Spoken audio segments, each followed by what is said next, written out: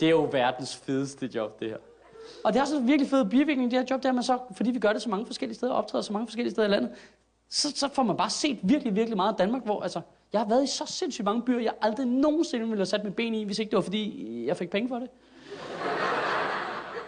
Nå, men sådan er det jo bare. Og det, som så er sjovt, er, når man tager rundt med det her, det er, at man opdager jo bare, jo mindre en lille by, du kommer til, jo mindre det der lortehul er, jo mere går de op i, hvor fedt de selv synes, der er. Det der lokalpatriotisme, det er jo så sindssygt, når man kommer rundt. Altså, jeg har helt seriøst lavet et job i Randers, hvor der sad en fyr blandt publikum og sagde, ja, Randers, det er det fedeste sted i verden. Nej. Nå, men det er jo ikke for at sige noget grimt om Randers, men bare objektivt set, så er det jo ikke det fedeste sted i verden, mand. Vil du bare lyst til at kigge på sådan en fyr og sige, undskyld, har du været i New York? Har du været i Amsterdam? Har du været ude i en grusgrav på et tidspunkt? Der er federe steder. Og sådan er det med det meste af Jylland, altså. Nå, men der er jo en grund til, at jyderne flygter til København Vesterbro. Det er jo kun jyder, mand. Det er det da. Det er der folk, der bare godt kunne tænke sig at se noget ild og elektricitet eller sådan et eller andet. Og det... Og man, jeg er det for det. Altså, man kan jo tale om, det er de sidste tabuer, vi er tilbage i Danmark, ikke? I dag må man godt tale om, hvor svært det er at integrere folk fra Mellemøsten og folk fra Afrika. Men folk fra Jylland, mand, er jo umulige at integrere herover. Bliver bare ved med at tage tilbage til familien i weekenden på de der opdragelsesweekender. Og de lærer jo aldrig sproget ordentligt, vel? Der er faktisk lavet beregninger, der viser, at hvis jyder bliver ved med at få lige så mange børn, som de gør nu, så vil de overtage landet i år 2054. Ja, så ved vi godt, hvad der sker. Så er det slut med moms. Og nationalmelodien bliver lavet om, så landsholdet løber ind i parken med hånden på brystet og synger Bonsoir, madame. Og så er jeg jo bare nødt til at flytte til Sverige, mand. Nej, prøv. Det er jokes. Prøv, jeg tror ikke, jyder kommer til at overtale landet. For i Danmark har vi demokrati. Der skal man have 90 mandater i Folketinget. Og så mange stemmer tror jeg slet ikke Dansk Folkeparti får. Prøv, det er fiseballade. Jeg kan godt lide Jylland. Det er sjovt og gas det hele. Jeg elsker Jylland. Prøv, jeg kommer derover hele tiden med det her arbejde, jo så, og der er søde mennesker, der er rart at være. Sådan. Jeg synes bare, det er ærgerligt, det lukker kl. 23. Men seriøst, er der nogen af jer, der prøver at få noget at spise efter kl. 11 i Jylland, mand? Det er jo fuldstændig umuligt, mand. B.S. Christiansen vil jo ikke kunne finde noget at spise i Jylland efter kl. 11. Man vil jo bare finde ham død i en busk eller et eller andet. Hvor Bubber kommer og sparker til hans lige og siger, okay, B.S. Nå, jeg kan da godt mærke, at der er nogle af jer, der er lidt skarpe og sidder og tænker, ho. Hvordan fanden kan Bubber være i live, når B.S. han er død? Det er nok, fordi jeg har givet ham noget mad, så han kan være med i joken, ikke? Think a little. Skal jeg lave det hele eller hvad?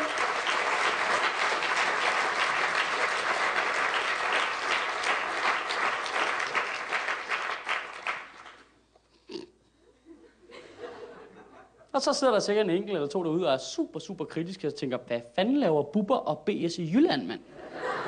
Nå, de er på afveje. Jeg synes, det giver sig selv. Jeg ved ikke, om vi vidste det her, men Pia Kjærsgaard valgte ind i Folketinget i Kalundborg-kredsen.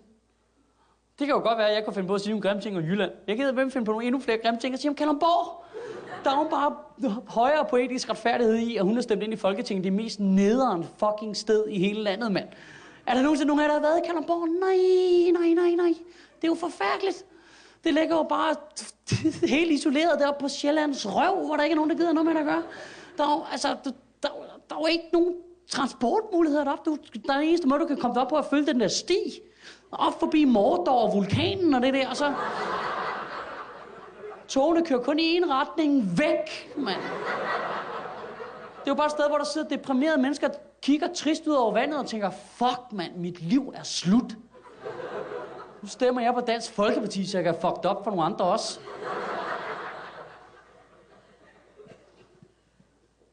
Jeg synes bare, det er slående, hvordan de mennesker, der er allermest imod indvandrere, er folk, der bor et sted, hvor sidst de troede, de så en indvandrer, var da Kenneth Perez startede ind på landsholdet.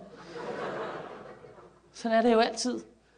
Hvordan kan det være, at de mennesker, der går allermest op i, at indvandrere skal lære at tale dansk, er de mennesker, der formulerer det på så perifert et dansk, at jeg fatter hat og briller af, hvad de siger? Men er det ikke altid en tyk, bøvet fisker, der står i fjernsynet og bare siger, jeg synes bare, det der ikke var der, vi skulle lære at tale noget dansk. Ja, og i lige måde, ikke også? Det er dig, der har tekster på, Batman, altså.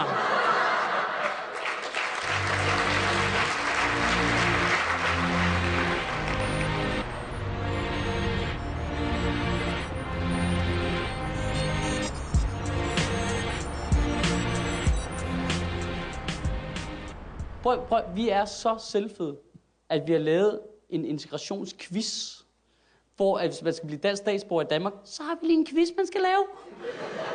Det er fedt, bare nej, hvis du skal have dansk statsborgerskab, quiz. Det er jo så sindssygt, og spørgsmålet i den er jo også vidunderligt. Det er sådan et, hvor man skal svare på meget, meget vigtige spørgsmål omkring Olsenbanden og EM i fodbold. Fordi det er åbenbart de fede ting, vi laver, ikke? Og det fede er spørgsmål omkring EM i fodbold. Det er sjovt nok EM i 92, hvor vi vandt. Ikke så mange spørgsmål om dengang, hvor vi tabte 0-3, fordi Dennis Rommedal er en mongol. Det var det ikke så meget af.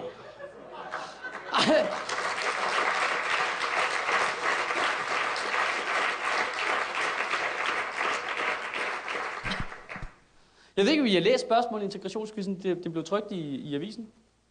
Jeg ved ikke, hvorfor man trykte med avisen. Jeg tror, det er noget med, så vi lige kan læse dem alle sammen, så når vi tager på ferie, vi skal være sikre på at kunne komme ind igen. Det rigtige spørgsmål omkring EM i fodbold, det er, hvis man godt kunne tænke sig at blive dansk statsborger, det er, hvor mange gange har Danmark vundet EM i fodbold? Hvad sker der med det selvfede der? Har du set dem spille, mand? Spørgsmålet burde jo være, hvorfor vandt vi EM i fodbold? A, fordi vi var gode. B, fordi der var krig i Jugoslavien, mand. Det er jo så sindssygt, at vi bare har de der spørgsmål om, hvor fede vi selv er. Det giver jo ikke nogen mening. Og det sjove er, at alle spørgsmål er om fede ting, vi har lavet for lang tid siden. Man bliver ikke integreret med nogen af os, der fungerer ude i verden i dag, jo. Man burde jo lave en tidsvarende dansk integrationstest, der bare starter klokken 7 om morgenen til en morgenfødselsdag, hvor man skal drikke så meget snaps, så man ikke kan stå op. Og så tager man ud på staden, ryger en masse has, og så tager man ind i parken og ser en fodboldlandskamp, og så løber man ind på banen, knælder dommeren ned, flygter til Tønder, knipper nogle børn, og næste dag har de pas med posten.